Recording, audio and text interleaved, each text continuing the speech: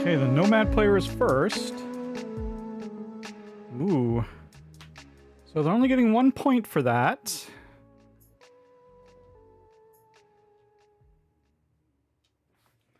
And they can't create another village, so... Alright, that was good. That was a pretty weak turn. Now, a funny thing has happened. I have my entire deck. So I've got a lot of cards here to choose from. Now, a lot of these are culture cards, and some of these aren't the most helpful. Like, can't do these megalith actions anymore. Torchlight could be useful. Let's just go ahead and play our tanning hides.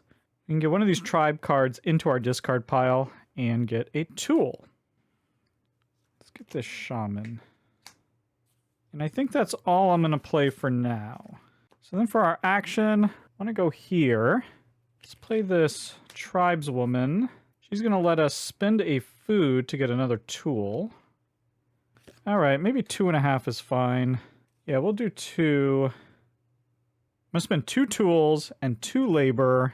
And we can get 2 different tribes people here. So I'm going to get the shaman. Goes into our hand. And maybe a hunter. Then we're going to come down here. Spend a food. Let's get another shaman. And then we can bury a card. Then we can come down here. Idle. And a berry. And I'll bury from my hand. Ooh, actually. Yeah, I'll bury the tribeswoman, I guess. Because I don't want to bury from my hand. Okay.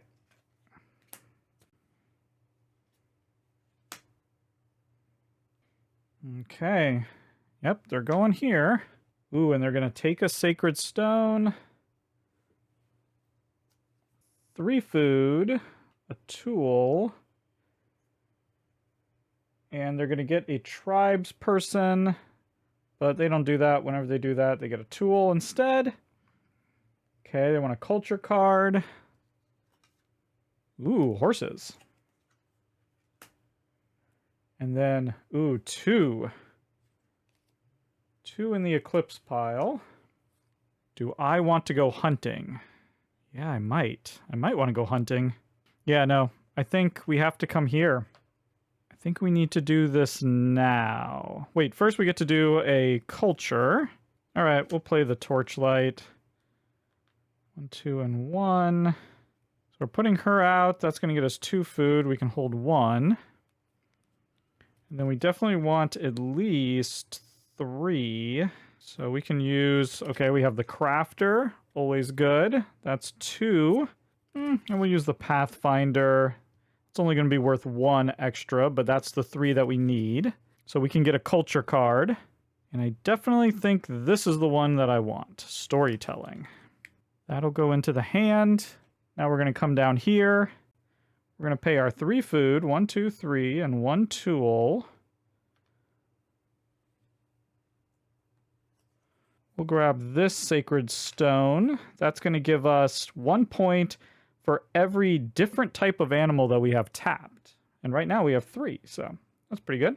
And we'll get to take a tribe person into our hand. I want another shaman.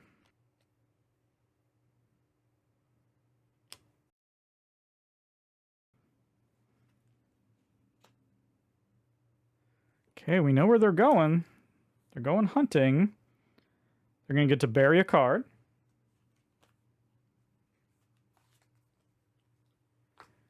They get to flip an animal and then take one. Yep, they're definitely taking this one. That gives them the set of 4 of that particular animal. That's going to be worth 10 points. Very good. Getting a culture card. Leftmost. And they're doing it again. Flipping an animal, taking one. Okay, so they could take either the blue or the green. They're going to take the leftmost bottom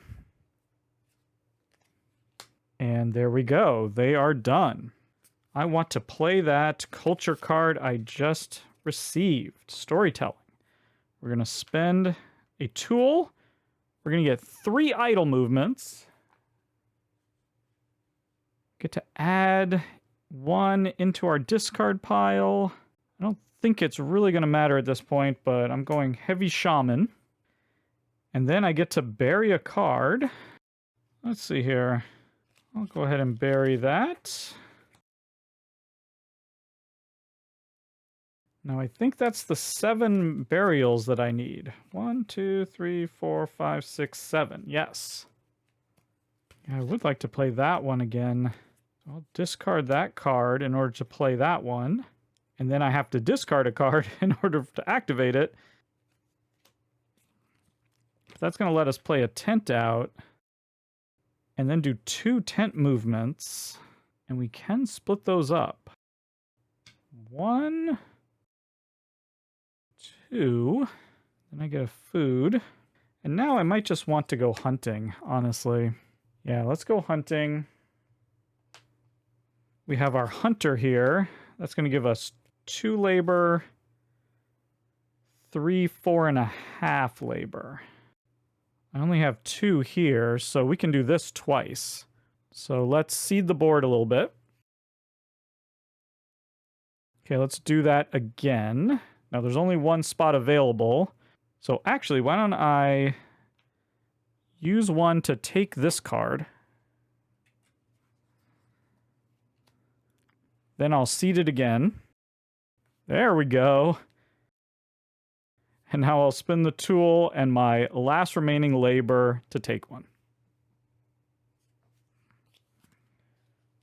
There's some points. And nope, I'm not going to tap any of those. So I am done. Now we have the last eclipse phase before the final scoring. And I need to build my eclipse pile. And this is why I've been collecting so many of these cards. Each of these is going to give me idols, and in fact, it's more idols than I actually am going to end up needing. But so we're going to get 4 idols there, 2 idols on our board, and just a ton of power here. Surely way more than the Nomad. Yep, they only have 2 strength. We have a ton, so we're going to be first. I can't do any more megaliths, and getting more cards isn't going to help, so we might as well take another idol. Checking out here on the board, looks like I'm getting 2 points, 4, 5 points. Looks like 2 food there. And if I'm converting those megaliths into idols, that is 1, 2, 3, 4, 5 idols. I can only move up 1, and the rest of them just get converted straight into points. So that's 4 additional points. And honestly, we have the same thing here on our board. These card draws don't matter, so I'll just take those as idols. Those are just going to be straight points. Same with these, so that's 5 points and a tool. And then here for our sacred stones, that's 2 points. That's 6 points, so 8, 9, 10, 11. And then we have these 4 idols. That's just going to be 4 more points. Okay, there we go. Hopefully I've done that right. The Nomad's getting a card draw, but whenever they get a card draw, instead they tuck. Or bury, I suppose.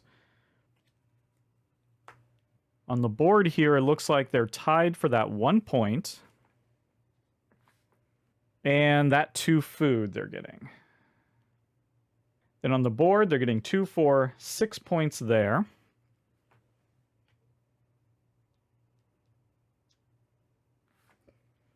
Tool. Idol. I don't think I gave them that 2 points when they crossed that on the idle board there, so I'm going to give that to them now. Sorry if I forgot that. And a card draw, which they'll convert into a berry. And there we go. I think we are ready now for final scoring. Oh, it looks like I forgot to take a tribe card when I moved up the offerings track there. So that's an extra point. Doesn't really matter which one I take. And speaking of the offerings track, we're now in final scoring, and let's start there. Because we reached the top of the track, we're now going to get 1 point for every leftover food and tools that we have. And in this case, we have 6 food, 1 tool. That's going to be 7 additional points. We then look at the honor track. Because we're in first place, we're going to get to score based on the left scoring section. And the nomad, because they're in second, they're going to get the middle. And I believe we have buried 7 cards. Let's see, 1, 2, 3, 4, 5, 6, 7. There we go. So because we've buried 7 or more cards, we're going to get 15 points. We're then going to get points for our sets of animals that aren't tipped. And we just have this set of 3 saber-toothed cats. And you can see right down here, that's worth 6 points. There we go. We pass 100, so we just flip over the token. And lastly, we're just going to take all of our cards, all the cards in our hand, all the cards in our discard pile, and all the cards that we buried. And we're just going to score points based on that.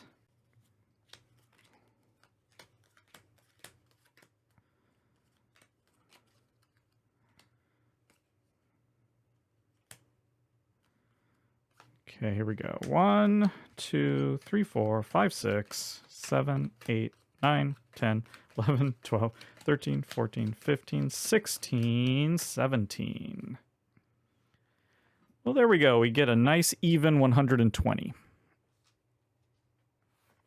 Now, obviously, the Nomad's not going to come anywhere near to that, but let's go through it. They pretty much scored just like a normal player would. They did not move up the offerings track, so they're not going to get any points for their leftover food and tools. They're second place on the honor track, and they've definitely buried 7. 1, 2, 3, 4, 5, 6, 7, 8, 9. So because they're second, they're using that second scoring section. That's worth 10 points. They're going to score for the culture cards that are in their buried pile, and only those, not the ones that are in their sacrifice pile. So that is 1, 2, 3, 4, 5, 6, 7, 8, 9, 10. 10 more points. And then they're going to score for their sets of animals. Now, any of these animals that have a times 10 in the top are going to score just like it would for any human player. So they have a full set of these pinks. That's 10 points. They have 2 of these, so that's 3. And just 1 of those, so that's 1. Animal cards that show a times 5 at the top score a little bit differently. Instead, they're going to score either 2 points for 1 or 5 points for 2. In this case, only has 1 of those, so that's going to be 2 points. And there you go. It's 130 to 65, an absolute crushing. I'm always nervous when things are this lopsided. It makes me feel like I might have done something horrifically wrong. Hopefully that's not the case, but if I find some terrible rules mistake as I'm editing, I will let you guys know.